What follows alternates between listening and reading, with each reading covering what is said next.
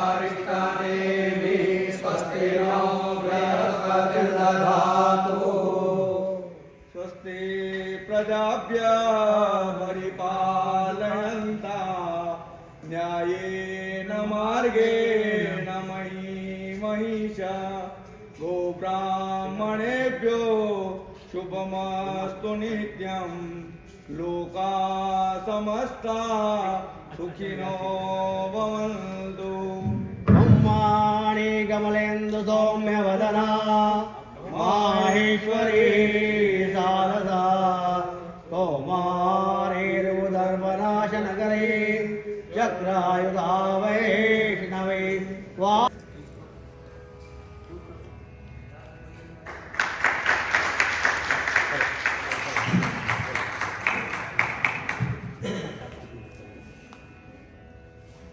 कंठे अक्षरशङ्करालगरलं गङ्गाजलं मस्तके वामाङ्गे गिरिराजराजतनया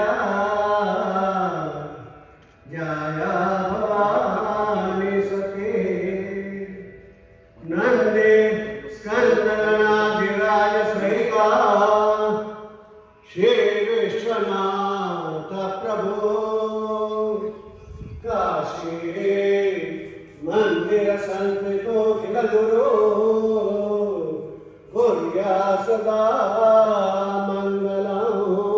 हमारे जीवन को हमारे इस शरीर रूपी रथ के द्वारा आप उस नियत मार्ग पर चलाइए। ये रथ, शरीर रूपी रथ कभी भी मार्ग से विचलित न हो। तन में मनः शिव संकल्पमस्तु महान।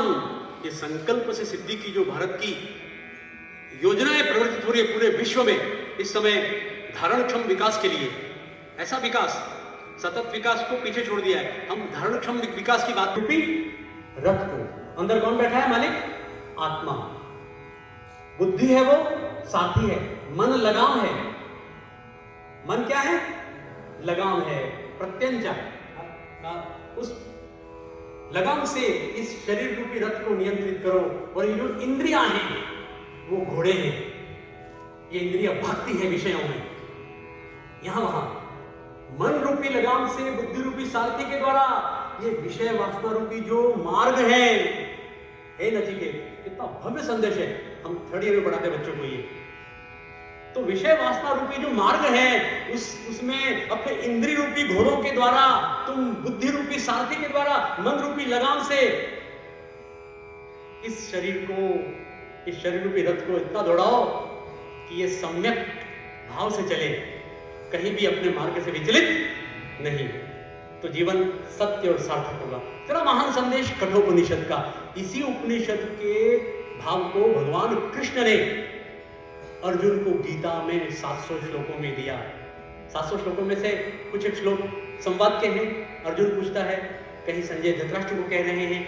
कुल मिलाकर के 650 से अधिक श्लोकों में भगवान ने अमर संदेश दिया गीता का। प्रथम 6 अध्याय कर्मयोग हैं, 1 से 6, 2 से 6 कहें हम, या यूं कहें कि दूसरे अध्याय के 10वें श्लोक से भगवान कहते हैं, अशोचानुशोचस्तुम प्रज्ञावादाश भाषसे गतासु नानुशोचन्ति। पंडित यहां से शुरू होता है गीता का उपदेश। तो लेकर के पूरा, और 7वें से 12 तक के अध्याय को भक्ति योग कहते हैं, और 13वें से 18वें तक के 6 अध्यायों को ज्ञान योग कहते हैं। ये कर्म योग, भक्ति योग और ज्ञान योग का महान संदेश उपनिषदों रूपी गाय से निकला है। क्योंकि ये बात स्वयं वेद व्यास जी ने कही है, सर्वोपनिषदो गावो। ये सारे उपनिषद गाये हैं। इमेजिन करो, सभी उपनिषद गाये हैं। दुग्धा गोपाल नंदन, जो गोपाल नंदन है वो दुग्धा है, उस दूध को दुहने वाले हैं। पार्थो वत्स, पार्थ है वो बछड़ा है, स्पेशल बछड़ा है, उस गाय का दूध पीने वाला। अर्जुन सुधीर भोक्ता, हम जैसे सुधीजन भोक्ता हैं, वो बंदी का दूध पीने वाले हैं हम लोग। और दुग्धम गीतामृतम महत, ये जो दूध है वो अमृत तुल्य वो गीता है। तो सभी उपनिषद रूपी गायों का ये दूध है भगवत गीता। इसका पाठ अवश्य करना चाहिए। एक श्लोक काफी है जीवन का उद्धार करने के लिए, कायाकल्प करने के लिए। एक श्लोक अभी मैं इधर प्रकाश जी से कह रहा था, थोड़ा सा इसको चालू रखिए कि आज हमने कुछ 8 श्लोकों को आपके लिए सस्वर रूप में पाठ करने के लिए कहा है, लेकिन वो करें उससे पहले महाविद्यालय से प्राचार्य नव प्राचार्य सन्ति अक्टोबर मासस्य सप्तदिनाङ्के अस्मिन् महाविद्यालये आगताः सन्ति। जोग्राफी भूगोल विभागस्य विभागाध्यक्ष रूपेण ते पूर्वमेव कार्यं कृतवन्तः, सर्वे जानन्ति। ते आर्य समाजस्य ऋषि दयानन्दस्य आश्रमे एव निवसन्ति। प्रखर आर्य समाजी अस्ति श्रीमन् आचार्य कल्याणवल सिंगाड़ा महोदयम् आह्वयामि। अत्र सर्वेषां स्वागतं करिष्यन्ति श्रीमन् प्राचार्य महोदय।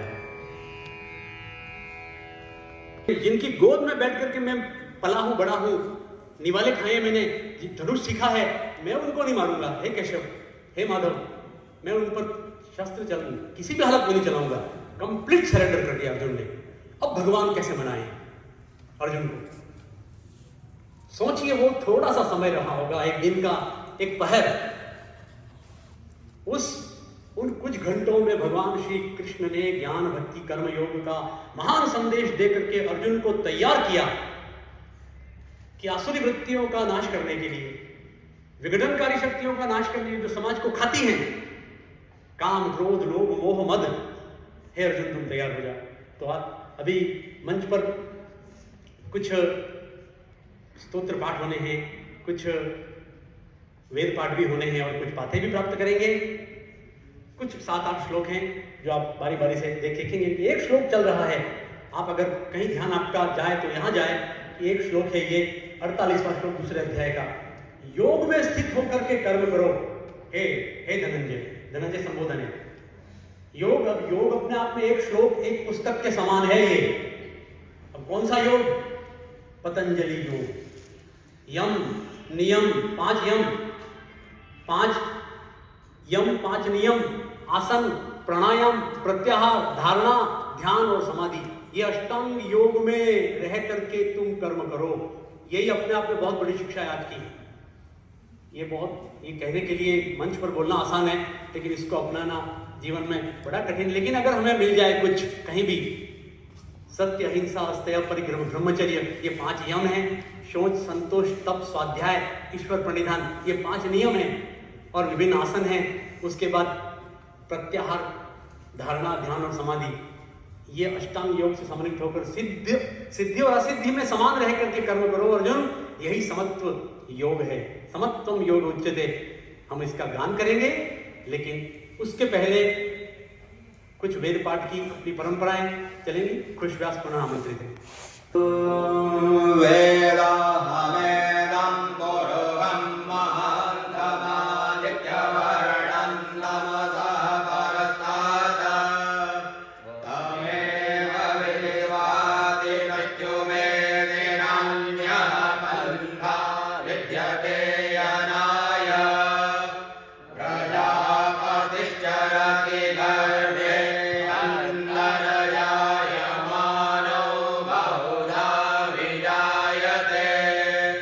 तस्य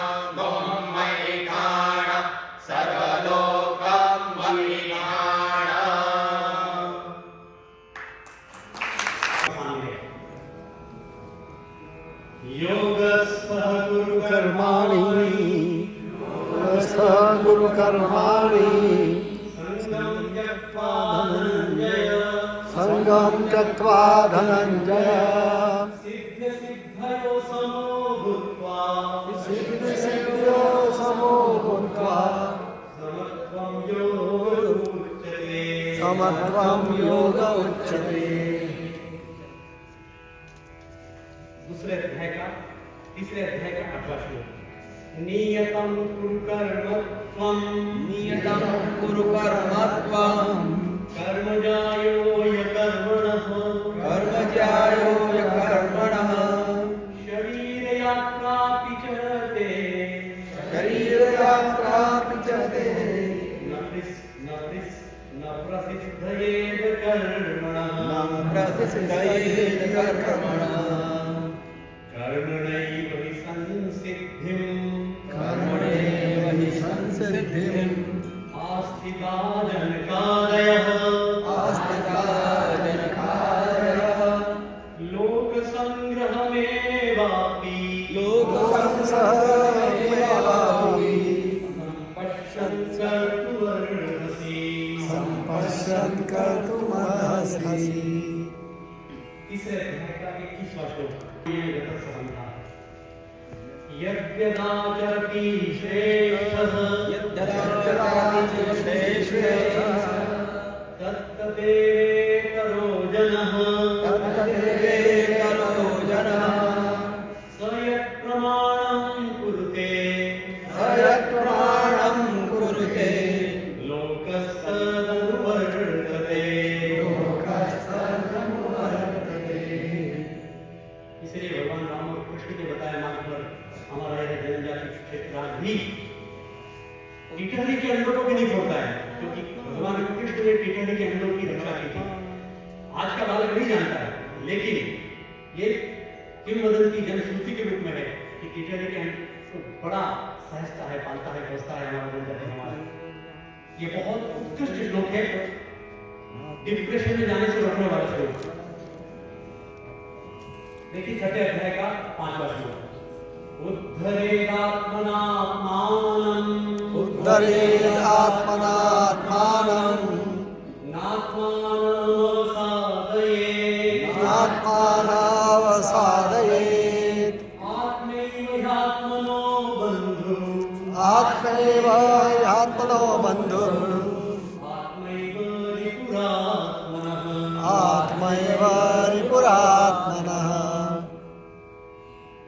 युक्ताहारविहारस्य युक्ताहारविहारस्य युक्तचेष्टस्य कर्मसु युक्तचेष्टास्य कर्मसु युक्तस्वप्नावबोधस्य युक्तस्वप्नावबोधस्य योगो भवति दुःखः। योगो भवति दुःखः। छठे अध्याय का 30वां श्लोक। यो मां पश्यति सर्वत्र यो मां पश्यति सर्वत्र सर्वं च मयि पश्यति सर्वं च मयि पश्यति तस्याहं न प्रणश्यामि तस्याहं न प्रणश्यामि सर्वे न प्रणश्यति स च मे न प्रणश्यति। असंयतात्मनो योगो असंयतात्मना योगो दुष्प्राप इति मे मतिः दुष्प्राप इति मे मतिः वश्यात्मना तु यतता वश्यात्मना तु यतता शक्यो वाप्तुमुपायतः। शक्यो वाप्तुमुपायतः। ये तो कर्मयोग के श्लोक है। अब भक्ति योग के 4 श्लोक। देखिए भक्ति क्या है। भगवान कृष्ण का महान संदेश। भगवान को कौन प्रिय है? अपने आप अगर सही संगीत से उसका उच्चारण करेंगे तो अनुवाद की आवश्यकता नहीं है। फिर भी यदि अनुवाद की आवश्यकता पड़े तो छात्र फोन करके हमसे जान सकते हैं। संयम्येन्द्रियग्रामं सर्वत्र समबुद्धयः सर्वत्र समबुद्धयः ते प्राप्नुवन्ति मामेव ते प्राप्नुवन्ति मामेव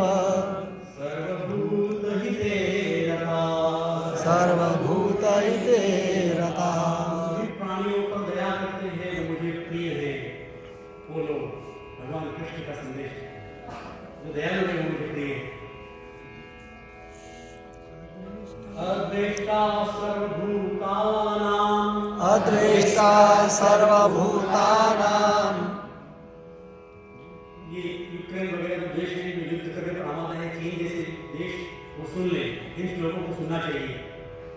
अद्वेष्टा सर्वभूतानां अद्वेष्टा सर्वभूतानां।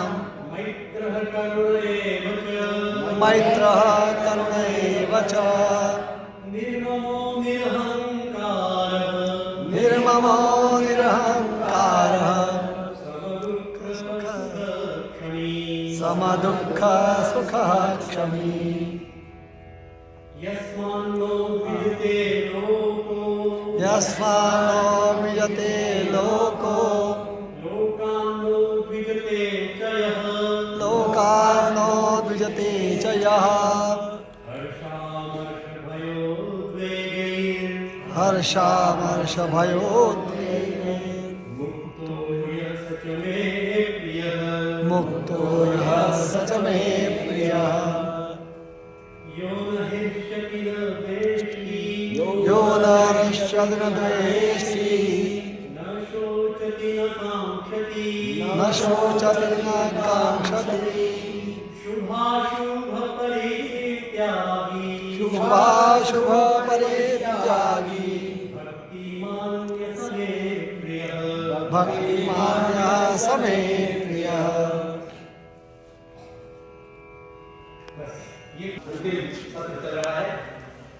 हम चाहते हैं कि संस्कृत विभाग गायत्री मंडल और रामानंद संस्कृत पाठशाला इस संयुक्त तत्वावधान में जो आयोजन हुआ कुछ स्मृतियां आज के दिन की हम लेकर आए।